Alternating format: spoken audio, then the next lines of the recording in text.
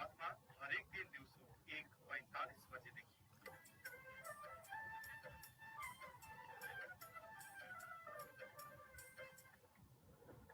नमस्कार। अहिले सबैलाई तत्त्वज्ञान सजिलै हुन सक्ने प्रसङ्ग आइरहेको छ। त्यो कुरा मैले भन्ने छु। यसमा प्रकाण्ड ज्ञानी अष्टावक्रले के भन्नुहुन्छ भने सामान्य उपदेशले पनि कृतार्थ हुन सकिन्छ भनेर भन्नुहुन्छ। कृतार्थ भनेको धन्य धन्य अर्थात् सबै कुराको पूर्णता। सबै कुराको पूर्णता हुन्छ कहिले भन्दाखेरि जहिले हामी अमर रूपले परमात्मा रूपले अभिन्न भएर रहिरहन्छौँ। यति बेला यस प्रकारले परिपूर्णता मिल्नु सम्भव हुन्छ, कृतार्थता सम्भव हुन्छ। यस्तो हुनलाई आधार हो सत्व बुद्धि। सत्व बुद्धि प्रधान अर्थात् सत्व बुद्धिमान यस्तो हुनुपर्ने आवश्यक गुण अर्थात् सत्वगुणी हुनु पर्यो। हामी यदि सत्वगुणी हुन सक्छौँ भने, किनभने सत्वगुणी हुनु सबैलाई सम्भव छ। सत्वगुण भनेको राम्रो गुण हो। राम्रो गुणमा त सबै रहन चाहेकै हुन्छौँ। आफ्नो दृष्टिकोणमा राम्रो गुणले हामी रहिरहेकै नै हुन्छौँ। अब यसमा राम्रो गुण भन्नाले ईश्वरीय गुण, सत्वगुण भन्नाले तमगुणी होइन, रजगुणी पनि होइन, तम रहित रज रहित सत्वगुणी, यस्तो सत्व बुद्धिमान सत्व बुद्धि भएकालाई अर्थात् तामसी राजसी भाव नभइकन यदि छ भने पनि त्यसलाई पुरै हटाएर अनि सत्व बुद्धि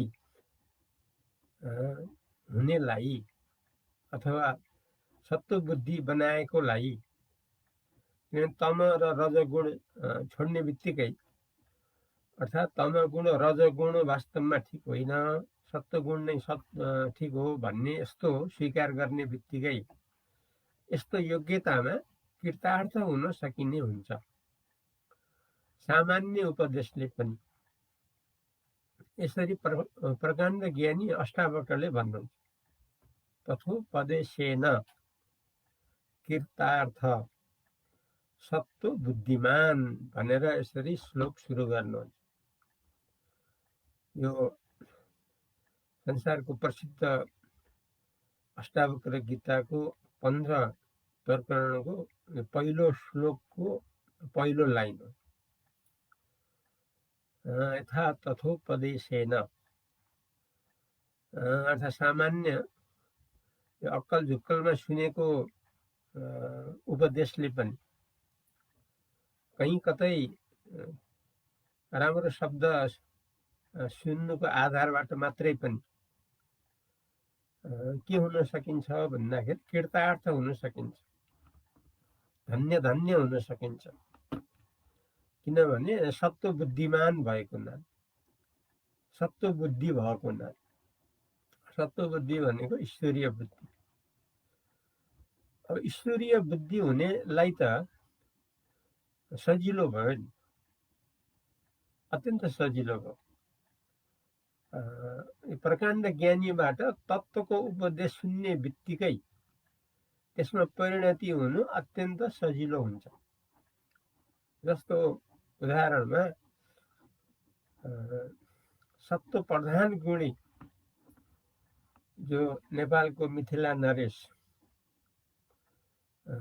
जनक हो, उहाँमा यस्तो स्वभाव थियो, सत्व बुद्धिमान हुनुहुन्थ्यो, अर्थात् सत्व गुण प्रधान उहाँको स्वभाव थियो। र उहाँलाई प्रकाण्ड ज्ञानी अष्टावक्रको तत्त्वको उपदेश सुन्ने बित्तिकै उहाँले धारण गरिहाल्नुभयो, लिइहाल्नुभयो, लिएको लिए गर्नुभयो, कहिले छाड्नु भयो। यद्यपि व्यवहार आफ्नो ठाउँमा छ, उहाँलाई पनि थियो त्यो व्यवहार, त्यो यथावतै रह्यो। उहाँले व्यवहार त्यागेको होइन, संसार त्यागेको होइन, पुत्र परिवार त्यागेको होइन, घर समाज त्यागेको होइन। आफूले जो गर्दै आइएको जो कामकाज हो त्यो यथावत गर्दा गर्दै, तर उहाँको स्वभाव के भन्दाखेरि सत्व बुद्धि प्रधान, अर्थात् ईश्वरीय गुणबाट रहिरहेको उहाँको स्वभाव थियो। त्यस्तै हामीहरूको स्वभाव पनि सत्व गुण नै हो, किनकि तामसी त हामीलाई हुनु मन छैन, राजसी पनि हामीलाई हुनु मन छैन। तामसी राजसी माने संसारमा अत्यन्त सत्यता बुद्धि, सब कुछ संसारै हो, जे जति छ सत्य संसारै हो, संसारदेखि अरू कुनै केही सत्य छैन, यस्तो भनाइ हो तामसी राजसीको। र यस्तो भनाइ त हाम्रो छैन नि। त्यसैले हाम्रो गुण सत्य बुद्धिमान हो, तामसी राजसी होइन। किनकि हामी त सत्य ईश्वर हो, सत्य आत्मा हो, परमात्मा हो, यस्तो हामी भन्ठान्छौँ नि। यस्तो भन्ठान्नेलाई, यस्तो धारणा राख्नेलाई सत्व बुद्धि भएको भनेर भनिन्छ। यस्ताको लागि कृतार्थ हुनलाई, अर्थात् ईश्वरमा परिणत भएर रहनलाई, अर्थात् तत्त्वज्ञानी भएर रहनलाई, अर्थात् यस जीवनमा जीवनकालभित्रै जीवनमुक्त देहमुक्त भएर रहिरहनको लागि अति सम्भव हो, अति सरल हो, अति सबैलाई सम्भव हो। यसैले भन्नुहुन्छ एकाध वाक्यले पनि, एकाध तत्त्वको उपदेशले पनि ज्ञान भइहाल्छ। जस्तो भनिन्छ सत्य युगमा, सत्य त्रेता द्वापर कली 4 युगमा विभाजन छ। अहिले हामीले यो कलियुग हो भनेर भन्छौँ। योभन्दा पहिला द्वापर युग भनेर भन्छौँ, पहिला करिब 5000 वर्ष पहिले। अनि त्योभन्दा धेरै धेरै पहिले त्रेतायुगका भन्ठान्छौँ। यो राम राज्यको समयमा भगवान रामको जो हामीले संसारले जो हामीले जानेका छौँ, उहाँ त्रेतायुगको भनेर प्रसिद्ध हुनुहुन्छ। त्योभन्दा पनि पहिलो युग सत्ययुग। त्यो बेलामा ओम एउटा शब्दले मात्रै मानिस ज्ञानी हुन सजिलै सकिन्थ्यो भनेर भनिन्छ। एउटै शब्दले, ओम शब्दले। ओमलाई एकाक्षरी मन्त्र पनि भनिन्छ। एक अक्षरमा मन्त्र यदि खोज्नु पर्यो भने हामीले ओम बाट फेला पार्दछौँ। भनाइमा त एउटा अक्षर हो ओम, तर त्यसको अर्थ कस्तो छ भने संसारलाई समेटेर परमात्मामा पुर्याइदिन्छ र परमात्मामा रहिरहने गराइदिन्छ। त्यस्तो तागत छ ओम शब्द। हकार उकार मकार भन्छ, जाग्रत स्वप्न सुषुप्ति, यो सबै स्वतः छिनछिनमा परमात्मामा बदलिराखेको छ। यसरी ख्याल गरे कि हामी परमात्मामा छिनछिनमा पुग्न सक्छौँ ओम मन्त्रबाट। किनकि संसारमा हरेक मानिसलाई यो अवसर छ, यो मौका छ। जस्तो एउटा चक्र घुमिराखेका हुन्छ, जस्तो त्यो पिङ चक्रे पिङ भन्छ नि, त्यो घुमिरहन्छ नि। कतिखेर त्यो मान्छे माथि पुगेका हुन्छ, फेरि एकछिनपछि तल आएको हुन्छ। तल आउँदाखेरि झर्न अथवा चढ्नलाई हामी सक्ने हुन्छौँ। अथवा घुमिरहन्छ चक्र, चक्र घुमिरहन्छ। अब आफूलाई उत्रन छ कि चढ्नु छ, अब त्यो त मौका छोप्नु पऱ्यो नि त। अब त्यो चक्र यसो खाली तल आएको बेलामा यसो अड्याएर चढिहाल्नु पऱ्यो या झरिहाल्नु पऱ्यो। मौका छोपेपछि चढ्न पनि पाइयो, झर्न पनि पाइयो। फेरि मौकामा माथि चुच्चामा पनि पुग्न सकियो, शिखरमा पनि पुग्न सकियो। त्यस्तै ओम पनि चक्र हो।